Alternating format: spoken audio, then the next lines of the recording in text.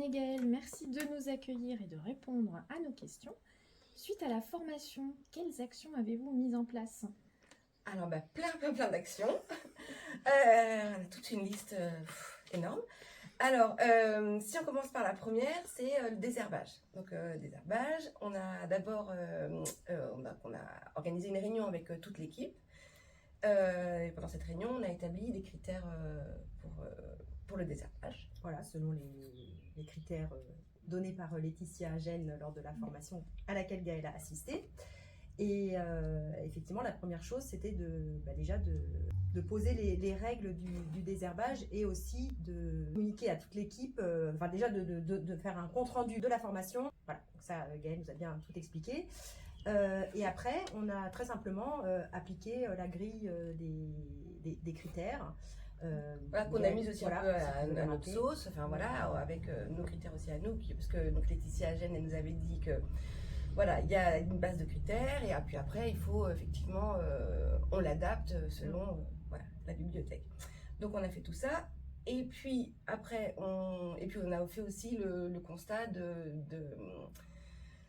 l'état de chaque secteur, etc. Et donc on s'est dit, celui qui a le plus besoin de désherbage, c'était le secteur des romans adultes. Voilà. Donc on s'y est tout de suite attelé. Et c'était parti. Et là... Alors, au début, on a vraiment respecté nos critères à la lettre. Et on s'est rendu compte que les stagiaires se vidaient très rapidement. Mais en même temps, il y avait une espèce d'euphorie et tout le monde d'ailleurs dans l'équipe était sur la même longueur d'onde. Ça faisait du bien de faire de la place dans les étagères parce que concrètement, le désherbage, on sait ce que c'est, on en a déjà fait. Mais pour aller vite, des fois, on a plus tendance à rendre à la BDEL les livres pour faire de la place, etc. Or que là, vraiment, on s'attachait à nos livres à nous et en respectant les critères sans se poser trop de questions au départ. Ou alors, ce qui était facile, c'était l'aspect du livre, parce que malgré tout, malgré notre vigilance, il y avait encore des livres qui étaient un petit peu, pas en super état, on va dire. Et après, ce qui était le plus rigolo, c'était vraiment parce qu'on s'était fixé 10 ans. Ouais, pour la date de parution. Même pour les romans adultes, ça peut paraître rude comme critère, mais il fallait bien commencer par quelque chose. Et c'est là que, voilà, on s'est rendu compte qu'il y avait énormément de tri. Et donc, au vu du rendu sur nos stagiaires, on s'est dit, bon, on va refaire un deuxième chance pour... c'est ça.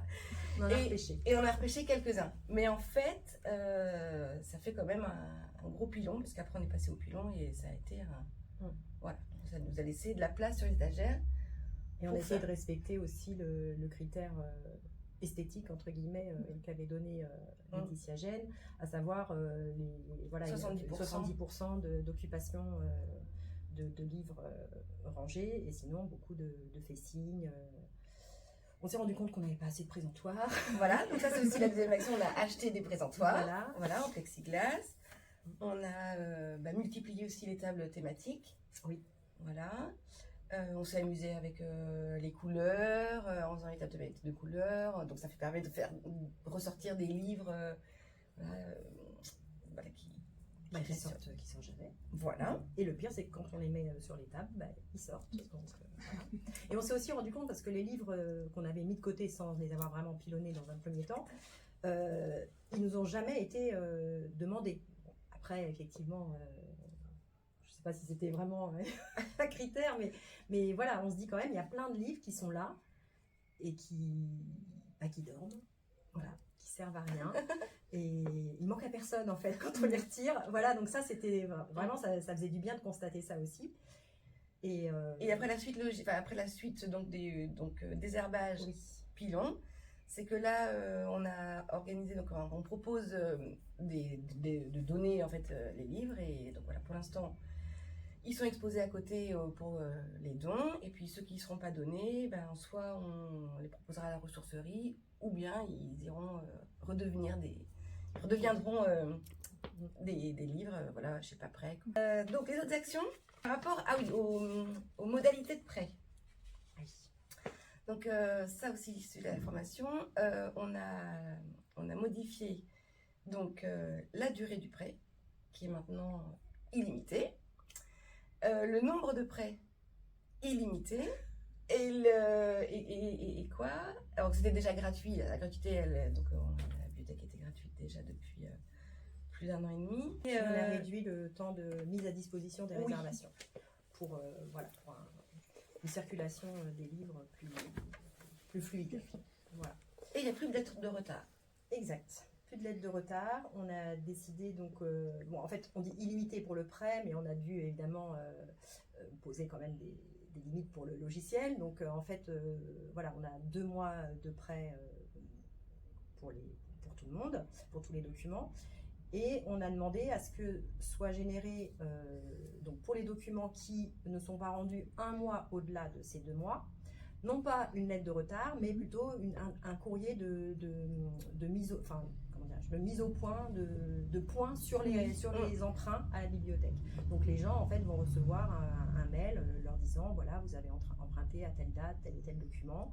Si vous avez fini de les lire, de les écouter, de les visionner, pensez à les rapporter à la bibliothèque ou à les déposer dans la boîte de retour. Voilà. Et si le livre est réservé, oui. Eh bien, on s'est dit, voilà, parce que pareil, Laetitia Gênes aussi disait que voilà, le contact humain, la voix, etc., c'est important. Donc, on appelle le lecteur ou la lectrice qui a le document. Voilà. Donc, comme ça, on lui dit, le livre est réservé, est-ce que vous pouvez le rapporter? Voilà. Et juste une petite précision quand même par rapport aux lettres de retard qu'on envoyait jusqu'à maintenant. Et encore, on n'était pas très... les mails de retard. Les mails de retard, pardon. On n'était pas à les envoyer tous les mois. On les envoyait peut-être 2-3 fois par an. Il y a encore des gens qui, malgré le fait qu'il n'y ait pas d'indemnité de retard, malgré le fait que ce soit des livres qui sont effectivement empruntés depuis plusieurs mois, il y a encore des personnes qui prennent mal le courrier de retard, enfin le mail de retard. On s'en est vraiment rendu compte, même si c'est pas la majorité, bien sûr. Mais voilà, et donc on se dit qu'avec ce nouveau système, ça peut complètement libérer la vision que les gens ont de la bibliothèque. On a retiré les contraintes. On a essayé de retirer le plus possible de contraintes en fait. Parce que même si effectivement nos modalités de prêt avant c'était emprunt pour 4 semaines, 10 documents. Ce qui est déjà assez... on trouvait ça déjà pas mal. Ouais. On avait augmenté mais c'était quand même des contraintes. Voilà, même si dans les faits, surtout au moment des vacances par exemple, etc., on laissait beaucoup plus de temps et beaucoup plus de documents sortir, malgré tout, ça reste des contraintes. Et surtout pour les gens qui ne viennent pas finalement. Donc nous, ce qu'on aimerait, c'est vraiment faire savoir que la bibliothèque, c'est que du plaisir et pas de contraintes. Alors évidemment, après, les contraintes, elles vont de soi. Enfin, les gens ne viennent pas pour prendre des livres et les disperser, jamais les rendre. Non, c'est du bon sens. Enfin, les gens viennent prendre des livres, évidemment, qui vont les rapporter. Mais on ne se rend pas compte à quel point des petites modalités de prêt qui ont l'air tout inoffensives peuvent vraiment empêcher certaines personnes de fréquenter la bibliothèque. Et donc voilà. Est-ce que vous avez déjà des retours de vos adhérents par rapport à ça? Oui. Ah bah ouais. Oui. Alors déjà par rapport déjà au vide qu'on a fait dans les rayonnages. Oui. Alors juste pour l'anecdote, quand on faisait notre réunion, on a un peu empiété sur l'horaire d'ouverture et donc il y a des gens qui commençaient à arriver. Et il y a une dame, en train de retirer, nous, on était en train de tout retirer, on avait déjà bien épuré le fond de la bibliothèque et il y a une dame qui arrivait et qui dit « Ah, ça fait du bien, avant j'arrivais devant ce mur de livres et je ne savais jamais quoi prendre ». Et là, déjà, tout de suite, on était hilar, on dit « Waouh !» C'est bon, on est sur le bon chemin, gagné. sûr. Et donc voilà. Alors après, oui, par rapport à la réaction hier. Oui, pour le nombre illimité de livres. Alors effectivement, c'est une famille qui d'habitude prend déjà beaucoup de livres, mais rien que là de savoir que voilà, on peut en prendre autant qu'on veut. Et effectivement, personne va venir avec un caddie et en prendre 300. Peut-être un jour, hein, on vous dira. C'est un risque, hein, Ouais. on prend. Hein.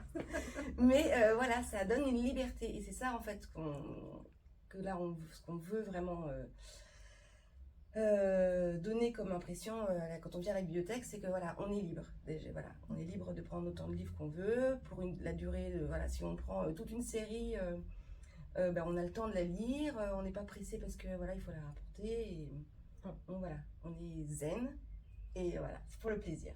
Donc maintenant, on fait donc des acquisitions tous les mois. Oui. Donc voilà, pour Oui, avoir Non, j'allais dire, ça datait d'une ancienne, Oui. enfin, d'une précédente formation que j'avais faite moi, du coup, avec Laetitia Gène. Et voilà, elle avait déjà abordé ce sujet de la fréquence des acquisitions. Et c'est vrai qu'on avait tendance à acheter tous les 2-3 mois, mais alors du coup, ça faisait des grosses commandes, donc qui mettaient du temps à arriver concrètement sur les étagères. Donc voilà. Donc maintenant, on achète tous les mois et on ne couvre plus tous les livres. Mm. Voilà, donc alors là, on couvre plus du tout les mangas. Et alors, effectivement, alors là, le retour, c'est incroyable parce que tous les jeunes lecteurs de mangas disent waouh, c'est génial, maintenant on peut voir, parce que derrière la couverture, il y a d'autres dessins là sur l'autre couverture. Enfin, bref, voilà, enfin, c'est plus bloqué par le plastique. Ouais, c'est vrai, c'est vrai. Et puis, pareil, des romans qui sont voilà, des nouveautés qui vont sortir tout de suite et qui vont avoir une vie assez courte. Voilà, on les couvre plus. Et ça, effectivement, ça réduit vraiment le circuit du livre et ça, voilà, entre la librairie et la bibli.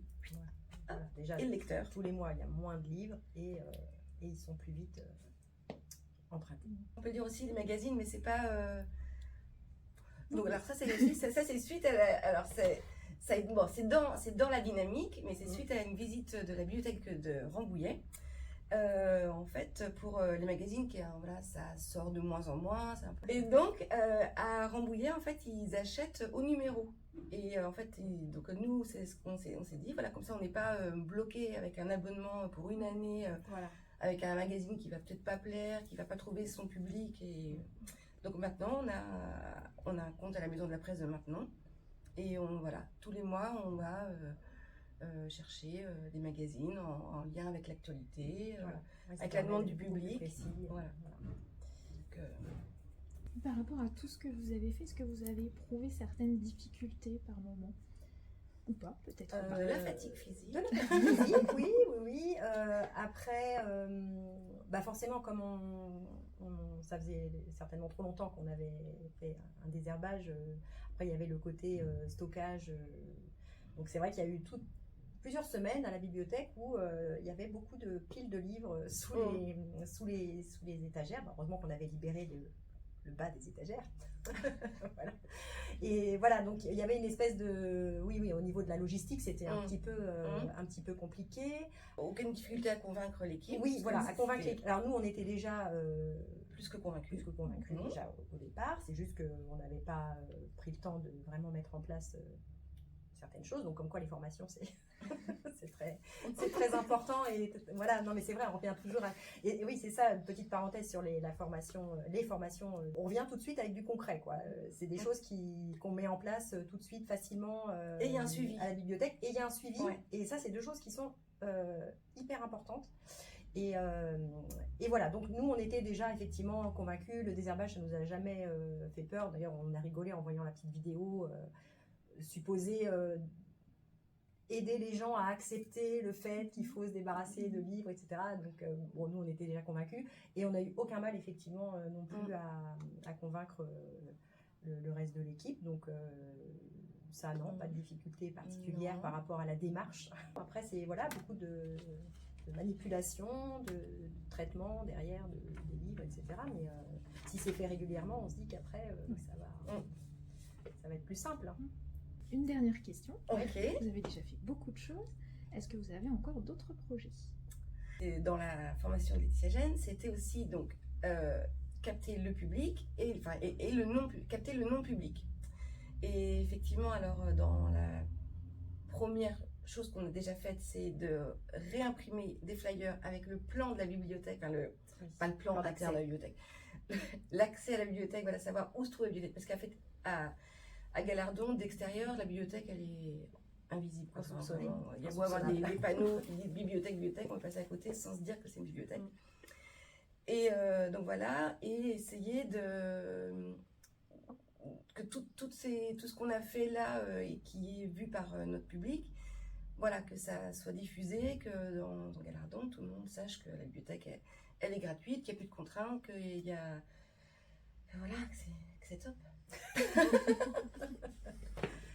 Voilà, puis évidemment, on va continuer aussi ce qu'on a commencé avec les romans adultes. On l'a fait déjà avec les romans jeunesse. On a commencé aussi avec les documentaires adultes, on s'est bien entamé. Mm. Et il nous reste le secteur des documentaires jeunesse. Où là, c'est pareil, on a un gros Voilà. désherbage à faire et une mise en valeur des collections. Voilà. Après, de toute façon, oui, on a toujours plein de projets. Hein. Comme disait oui. Gaëlle, notre projet, c'est toujours de rendre la bibliothèque plus facile d'accès et plus facile à utiliser et à gérer pour nous, quoi. Enfin, Et plus visible. plus visible. Ouais. Voilà. Ouais. Et puis on va développer aussi grâce à une subvention du département, les jeux de société. Donc ça aussi, il va falloir qu'on revoie un peu notre mise en valeur des jeux de société. Voilà. Mais oui, c'est un perpétuel recommencement en fait. Voilà. Merci beaucoup pour votre témoignage et bravo pour tout ce que vous avez fait.